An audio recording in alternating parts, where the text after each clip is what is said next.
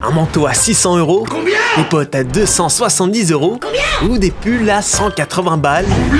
Vous n'êtes pas chez Gucci, mais bien chez Zara. La recette de Zara, ça a été pendant très longtemps des vêtements mimant les designs du luxe et du monde de la mode à des prix très accessibles. Il y a encore quelques années, quand on pensait à Zara, on s'imaginait des vêtements pas chers et passe-partout qui te permettaient d'avoir une dégaine plutôt honnête sans se ruiner. Et pas aujourd'hui, en vrai, c'est toujours le cas, mais on voit apparaître de plus en plus de produits beaucoup plus chers que ce que la marque nous avait proposé ces dernières années et carrément trop cher pour la plupart des habitués de Zara. C'est trop cher quand même, hein. Par exemple, en se baladant là tout de suite sur le site de Zara, on peut trouver cette veste en cuir à 300 € et exactement la même veste, tu peux la retrouver presque 2 fois plus cher en Suisse à 500 balles. Et c'est clair que si dans ta tête Zara c'était encore les perfectos en simili-cuir à 69 balles, bah ces nouveaux prix vont certainement te choquer. Quand on voit ça, on est forcé de se demander s'ils sont pas devenus complètement ravagés chez Zara. Est-ce qu'ils ont totalement pris la confiance et ils ont décidé de devenir une marque de luxe? Est-ce que leurs produits sont vraiment si chers que ça? Ou c'est tout simplement les clients qui sont devenus déconnectés de la vraie valeur des vêtements à force d'acheter des chiffons à 8 € chez Shein ou Boo? On pourrait se demander si ce changement de cap de Zara ne présage pas quelque chose de plus sérieux. Est-ce qu'ils se sont rendus compte que le business model de la fast fashion comme on l'a connu ces 10 dernières années n'est plus aussi rentable que prévu? Ou pire, que le monde de la fast fashion est totalement sur le point de s'écrouler? Si c'est des questions que tu t'es posées, bah déjà, t'es quelqu'un de très intelligent. Bravo. Mais surtout, ces questions-là, on va essayer d'y répondre dans cette vidéo. Here I come.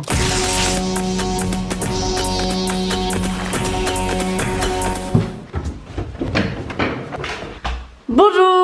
Nouvelle vidéo, et si vous êtes un grand client de chez Zara, vous avez certainement remarqué que la marque qui nous avait habitués à des sapes à 39,95 € commence de plus en plus à se faire plaisir avec des tarots à 3 chiffres. Bon, personnellement, j'en ai absolument rien à foutre de Zara à la base, mais c'est plutôt intéressant de voir toutes les réactions autour de cette hausse de prix de zinzin sur leurs produits. Pour le coup, cette fois, on peut pas mettre ça sur le dos de l'Ukraine ou de l'inflation, puisqu'on est quand même sur des articles 10 fois plus chers que prévu, et même si pour certains, c'est totalement incompréhensible, pour d'autres, ils sont carrément en train de se tirer une balle dans le pied, bah moi je pense plutôt qu'ils ont totalement raison. Et je vais vous expliquer pourquoi ce choix est très pertinent, mais pour capter comment on en est arrivé là, cette fois on va pas vous refaire tout un contexte historique sur la marque, puisqu'on l'a déjà fait, mais faut qu'on vous remette du contexte sur ce qui est en train de se passer dans le monde de la fast fashion depuis ces dernières années. La fast fashion, c'est un business model du monde de la mode qui est quand même assez vieux. Zara en est la preuve puisqu'ils sont dans le game depuis bientôt 50 piges, et le concept, vous le connaissez tous, c'est simplement de copier des produits de marque qui ont la cote, ou plus largement, créer des pièces dans les tendances du moment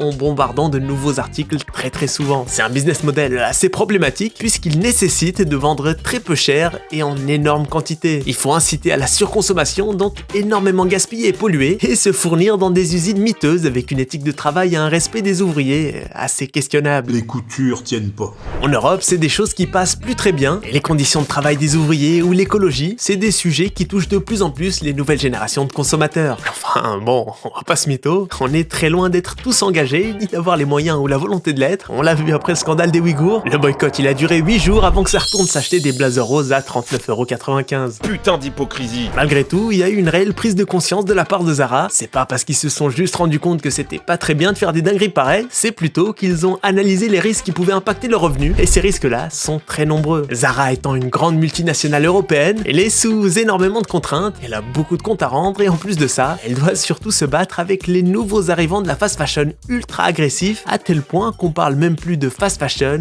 mais d'ultra fast fashion. Si vous pensiez que la fast fashion était déjà un désastre écologique et éthique, bah attendez de découvrir ce qu'on appelle aujourd'hui l'ultra fast fashion. Pour que vous captiez l'ampleur du délire, faut écouter l'histoire improbable de Julia King. C'est une meuf du Texas au State qui avait acheté un pull en laine vintage en friperie, et après l'avoir revendu sur Depop, que sa photo ait fait le tour de Pinterest, en même pas 3 mois, un site chinois nommé Pregai s'est mis à produire et revendre exactement le même pull en réutilisant ses photos. Ça veut dire qu'ils se basent même plus sur les défilés de Gucci ou Balenciaga, ou même de petites marques indé pour créer leurs nouvelles pièces tendances. Ils sont tellement dans un afflux constant de nouveaux vêtements qu'ils analysent chaque semaine tout type de produits qui peuvent avoir du potentiel, et ça, même si c'est au fin fond d'un site de revente entre particuliers. Ça c'est ma fusée, enculé de ta mère. Je sais pas si vous vous rendez compte de la dinguerie. Imagine, tu vends les vieux pulls de ton daron sur Vinted, et 3 jours plus tard, tu vois ton gros daron sur Shein. Oh la dinguerie. Ce genre de nouveaux acteurs de la fast fashion ont non seulement développé une nouvelle façon de créer des produits, ce qui leur permet de créer chaque année encore plus de sapes que les gros morceaux berceau de la fast fashion comme Zara, mais ils ont surtout créé un nouveau business model entre guillemets, face auquel les géants comme Zara ou H&M ne peuvent absolument pas rivaliser. Shein n'est pas vraiment une marque de vêtements, c'est en réalité une plateforme de mise en relation qui permet de connecter des usines un peu partout en Asie et des consommateurs occidentaux comme pourrait le faire AliExpress ou Amazon. J'adore rire. Derrière Shein, c'est plus de 6000 usines en Asie qui délivrent des milliers d'articles chaque mois à des prix défiant absolument toute concurrence. Et vous vous doutez bien que les raisons de ces tarifs excessivement bas, c'est plus un secret pour personne, c'est un mélange de conditions de travail des ouvriers déplorables mais aussi de qualité de produits désastreuse. Aujourd'hui, ça serait se mettre des rondelles de salami devant les yeux que de pas le dire et pas le voir. Alibaba s'y met aussi avec sa nouvelle plateforme AliLike qui profite de ses relations avec des dizaines de milliers d'usines du textile pour reproduire le même schéma que Shein. Et forcément, du côté de Zara, ils sont conscients du danger pour leur business. Je me chie dessus. Les gars, je me chie dessus. Évidemment, il n'y a pas que Zara qui est impacté par cette nouvelle concurrence qu'on pourrait carrément qualifier de déloyale, et pour capter à quel point le monde de la fast fashion va mal, suffit de voir le nombre ahurissant de faillites dans ce marché depuis les dernières années. Topshop, Forever 21, Tati, New Look, Missguided, Pimki, et la liste est encore assez longue. Toutes ces enseignes de la fast fashion se sont retrouvées en faillite ou en surendettement avant d'être achetées par des concurrents ou simplement disparaître.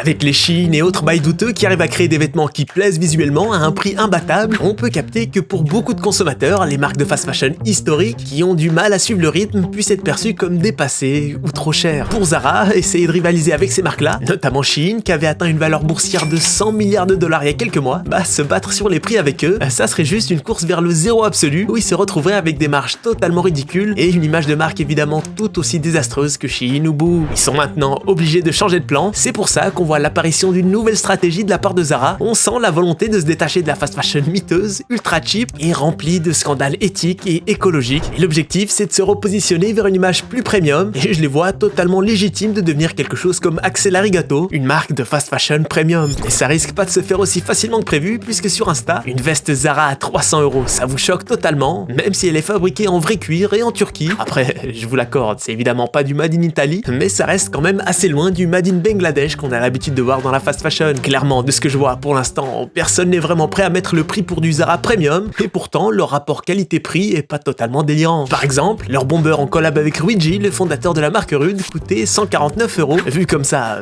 peut paraître assez cher pour du Zara, mais c'est un item créé par un designer assez coté quand même, et c'est du vrai cuir de buffle. Cette veste-là, ça en est presque une bonne affaire. La veste à 600 balles qui a fait polémique est également fabriquée à base de produits plus nobles que les matériaux synthétiques qu'ils ont l'habitude de proposer. On est sur du cuir et de la laine d'agneau, et forcément, ça a un coût, et beaucoup de gens sont prêts à y mettre le prix pour cette qualité-là. Mais est-ce que ces gens-là sont les clients de Zara? Ça, c'est une autre question. Le Zara accessible ne va pas disparaître pour autant. Il continue de vendre des produits d'entrée de gamme en rajoutant des gammes plus premium, en édition limitée ou en collab avec des marques ou des designers. À voir comment la demande des clients évolue. Inditex pourrait faire le choix de passer tous les vêtements pas chers et accessibles chez Bershka et Pull&Bear, et les marques pour adolescents. Ils auront peut-être à l'avenir principalement du premium chez Zara pour les jeunes adultes un peu en place, et carrément pourquoi pas du luxe chez Massimo Dutti, vu qu'ils vendent déjà des manteaux à quasiment 2000 € dans le plus grand des calmes.